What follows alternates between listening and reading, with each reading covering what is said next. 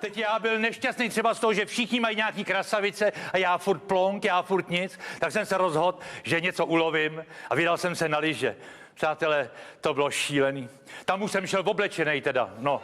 Oblečenej to je silný výraz, protože já jsem měl větrovku, to mi koupila maminka, když mi bylo 13 let a myslel si, že už neporostu. Takže když jsem to na sebe natáhnul, tak mi koukalo břicho. K tomu jsem měl šponovky, to nevím, proč se to jmenovalo šponovky, to bylo z té tlustý vlny, jak to žralo do nohou.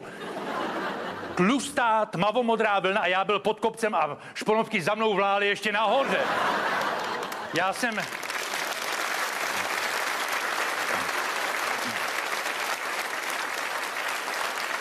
rád, že se mnou soucítíte. Já jsem přišel k tomu vleku, já tam byl poprvně. Teď jsem dostal takový to, já nevím, jak se to jmenuje, takový to ráhno, co má člověka vyvlíct nahoru. A jak jsem s tím manipuloval, jsem to zasek do země, to se natáhlo, ta pružina a poňk, vylítlo to. Mně zůstala ta tyč v ruce a ten vlek říkal, co blbneš? Já jsem říkal, já jsem nějaký ospalej. Tak mi vrazili druhý pod nohy, to ráno, to mě chytlo za kolena a takhle mě to vletklo na kopec. Tam mě to odhodilo. Tam se mi líbilo, přátelé, tam byla taková budka, tam vařili grog. Tak jsem šel k té budce, já měl totiž lyže po Němcích. Já skutečně bral, co půda dala teda. A dal jsem si jeden grog, druhý, třetí a najednou se mi na těch horách zalíbilo. Ono to bylo pěkný.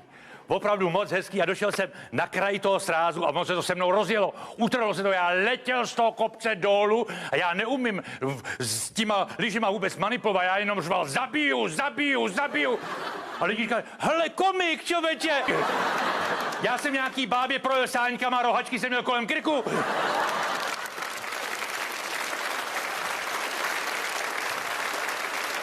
Ale to byla dlouhá sjezdovka, mě šly nohy od sebe k sobě. Někdy jsem měl tak daleko od sebe, jsem měl hrůzu, že nezaložím rodinu v životě.